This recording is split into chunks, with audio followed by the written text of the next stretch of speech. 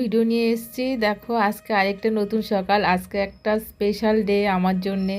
তো এই স্পেশাল ডেতে আজকে আমি কি করব সেটার জন্য প্রথমেই আজকে ঘুম থেকে উঠে ছাদে চলে এসেছি। ছাদে গাছগুলোতে জল দিতে। দেখো কত গাছ, সব গাছগুলো একদিকে করে রাখতে হয়েছে যেহেতু ছাদে কাজ হচ্ছে। ছাদে ঠিক না, আমাদের বিল্ডিংটা রিপেয়ার হচ্ছে, ওই জন্য সবগুলো গাছ আমাকে একদিকে সরিয়ে রাখতে হয়েছে। তো ওর মধ্যেই গাছে জল দিচ্ছি।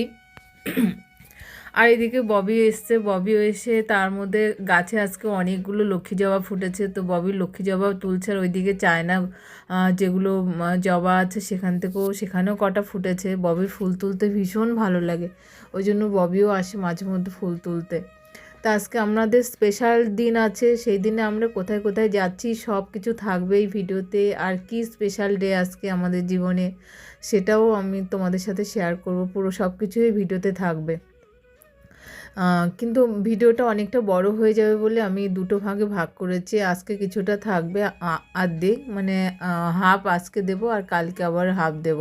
তো আপনারা দেখতে থাকুন ভিডিওটা, আশা করি আপনাদের খুব ভালো লাগবে আর অজানা অনেক কথাই আপনারা জানতে পারবেন এই ভিডিওতে। তো দেখতে থাকুন। তো ববি ফুলগুলো তুলে নিয়ে চলে যাবে, নিয়ে গিয়ে ঠাম্মিকে ও সারপ্রাইজ দেবে বলছে। ঠাম্মি কত ফুল ফুটেছে তা দেখে ঠাম্মি খুব খুশি হয়ে যায়।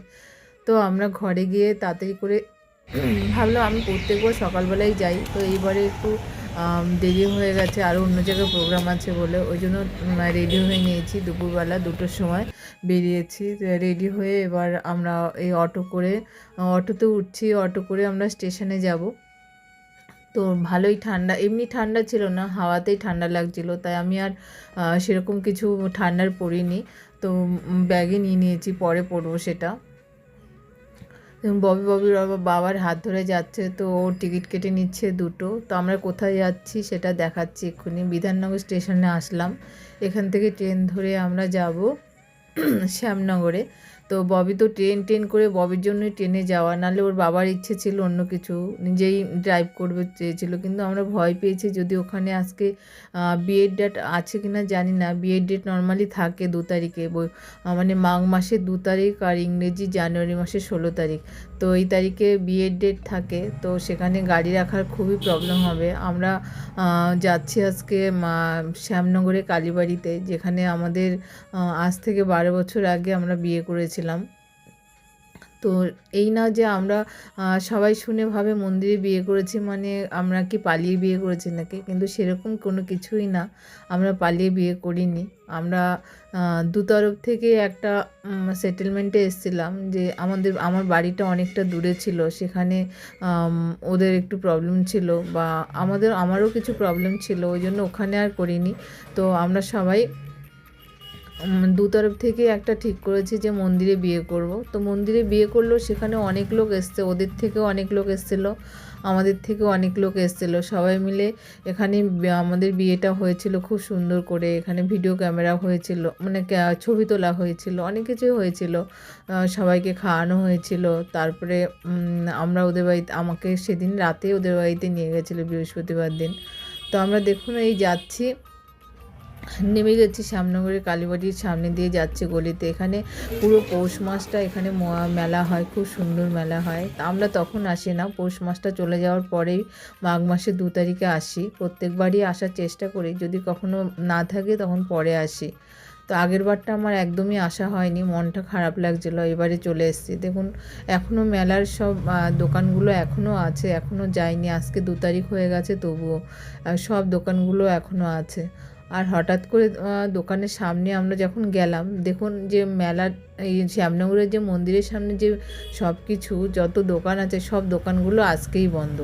কেন, এখানে কেউ একজন মানে চলে গেছেন, মারা গেছেন এদের সমিতির কেউ, সেই জন্য আজকে ওরা শোক পালন করছে বলে সব দোকানগুলো বন্ধ। কোনো দোকানই এখানে খোলা পায়নি, শুধু মেলার দোকানগুলো।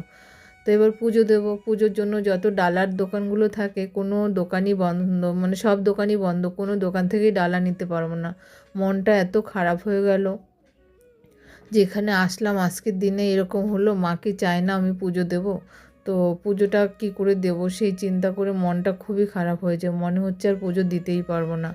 দেখুন এইদিকে সব মেলাগুলো রয়েছে, মেলার যে দোকানগুলো বসেছিল সেই দোকানগুলো সবই আছে। এরকম আমাদের মতো আরও অনেকেই এসছে পুজো দিতে, কিন্তু পুজো দিতে এসে দেখে মন্দিরও বন্ধ, দোকানপাট সব বন্ধ। তাহলে মনটা কত খারাপ হয়ে যায় বলুন সবার।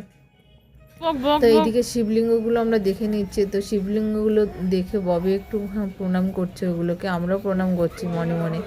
তো দেবা পুজো দিতে পারবো না বলে খুবই খারাপ লাগছে। এবার পেছনটায় যে রাধাকৃষ্ণ মন্দিরটা আছে সেটাও বন্ধ। এখানে এই রাধাকৃষ্ণ মন্দিরের সামনেই যে শিব ঠাকুরের এই যে চাতালটা আছে, এই চাতালে এখানেই আমার বিয়েটা হয়েছিল। কিন্তু এখানে এসে দেখি কেমন নিঝুম হয়ে রয়েছে, কেউ নেই সেরকম, সব বন্ধ হয়ে রয়েছে। তো মন্দির এই খোলা ছিল, সেখানে প্রণাম করেছি, কিন্তু আসল মা কালীর মন্দিরটা সেটা বন্ধ। তো সেটা দেখে মনটা এত খারাপ যে কী করবো। এই দোকান থেকে আমি ডালা নিই, ভেতরে একজন আছে, জিজ্ঞেস করলাম, বললো দেওয়া যাবে না কারণ দোকান বন্ধ আছে। তো ওই জন্য কী করবো, এবার একজনকে জিজ্ঞেস করলাম যে দাদা এখানে কি মন্দিরে পুজো দিতে পারবো না, ডালা তো দিচ্ছে না। বলে হ্যাঁ পুজো দিতে পারবেন, কিন্তু পুজোটা 4টের পরে খুলবে। বাবা শুনে মনে খুব শান্তি পেলাম। মানে তখন তার আগে যে এত খারাপ লাগছিল মনটা, যে এতদিন বাদে এসছি, মাকে আমাদের পুজো নেবে না, মনটা ভীষণই খারাপ হয়ে গেছিলো। কিন্তু এবার বললাম যে ডালা ছাড়া কী করে পুজো দেবো। তো উনি বললেন যে বাইরে থেকে ফুল মিষ্টি নিয়ে আসতে, তাহলে পুজো দেওয়া যাবে। তাহলে তো আরও খুশি হয়ে গেলাম। এবার তার মধ্যে দেখছি হাতে কিছুটা সময় আছে, তাই একটুখানি ওই গঙ্গার পাড়ে চলে আসলাম। দেখুন একটা লঞ্চ ছেড়ে দিল, আমরা লঞ্চে ওঠার কোনো ইচ্ছে ছিল না, আমার ছেলের ইচ্ছে ছিল, কিন্তু এইদিকে দেরি হয়ে যাবে, আমরা এখান থেকে আরও 2টো জায়গা যাব, ওই জন্য দেরি হয়ে যাবে বলে আর ওঠা হলো না। ববি খুব বায়না করছিল, তবুও উঠলাম না আর কি। এবার এখান থেকে এখানে বসে কিছু ছবি ভিডিও নেব, তারপরে আবার এখান থেকে আমরা পুজো দিতে যাব। দেখুন একটা লঞ্চ বেরিয়ে গেছে, আরেকটা লঞ্চ চলে আসছে, এগুলো দেখতে কিন্তু ভীষণ ভালো লাগে, এখানে বসে থেকে খুবই ভালো লাগে দেখতে। এরপরে ফুল মিষ্টি আনতে গেলাম আমরা স্টেশনের দিকে। সবাই বললো এই কাছে কাছে, মিষ্টিটা কাছে আছে, কিন্তু ফুলটা কোথাও পাচ্ছিলাম না। তখন সবাই বললো স্টেশনের উপরে আছে, তো স্টেশনের উপরে এলাম, তাও পেলাম না। এবার আরেকজন বলল স্টেশনের ওই পারে যেতে হবে, ওই পারে গেলে পাওয়া যাবে। এখন ওই যে লাইন পার করে আমরা ওই পাশে যাচ্ছি, ওই পাশে দেখছি যে একজন বসে আছেন ফুলমালা নিয়ে, তো ওনার থেকে কিছু ফুলমালা নেব আমরা। তো ফুলমালা নিতে গিয়ে দেখি যে ওখানে একজন দাদা মানে কিছু বিক্রি করছে, খেজুর গুড় বিক্রি করছে, মানে লিকুইড গুড়, নলেন গুড় যেটাকে বলে, সেটা বিক্রি করছে। সেটা দেখে তো আমার খুব ভালো লাগলো, তাই আমি সেই গুড়টা আমি ওনাকে জিজ্ঞেস করলাম যে কত করে। তো উনি যে দামটা বললো সেই দামটা থেকে অনেক বেশি দাম আমাদের সল্টলেকে নেয়, ওই জন্য সল্টলেকের থেকে খুব কম দামে দেখলাম। কিন্তু কম দাম হিসেবে আমি যেটা দেখেছি যে গুড়টা সত্যিই খুব ভালো, কারণ আমি দেখে নিয়েছি। আর গুড় আমি চিনতে পারি খুব ভালো, কারণ আমার দাদু যে ছোটোবেলা থেকে আমি তার হাতের গুড় খেয়েছি, নিজে হাতে গাছ কাটতো, আর সেই গুড় দেখে চিনে আমার খেতেও হয় না, আমি দেখলেই বুঝতে পারি কোনটা আসল গুড় আর কোনটা তার সঙ্গে কিছু মিশে। এখানে 100% না হলেও মানে ম্যাক্সিমামটাই ভালো। তাও আমি পাশে একজন দাদা ছিলেন, ওই দাদাকে বললাম একটু চেক করে দিতে, উনিও নেবে, উনিও বললো ঠিক আছে ভালোই আছে। দেখুন ববি একটুখানি প্রণাম করছে ঠাকুরকে। আর মেইন মন্দিরে যেখানে মায়ের মন্দির সেখানে তো ছবি তুলতে দেয় না, তা আমরা বাইরে এসে ববিকে ফুল ছুঁয়ে দিচ্ছি আর একটু প্রসাদ খাইয়ে দিচ্ছি, ওর বাবাকেও দেবো। এইগুলো একটা স্মৃতি হয়ে থাকবে। আমি জানি না ভিউজ হবে কি হবে না, সেটা আপনারা দেখলে ভালো, আর না দেখলেও ঠিক আছে, কোনো প্রবলেম নেই, কারণ এগুলো আমাদের স্মৃতি হয়ে থাকে। ববি আজকে ছোট, ববি বড় হয়ে তখন দেখবে যখন, তখন ওর কত ভালো লাগবে। আজকে এখানে রাখছি, পরের ভিডিওটা আজকের ভিডিও পরে আবার পরের পার্টে দেখা।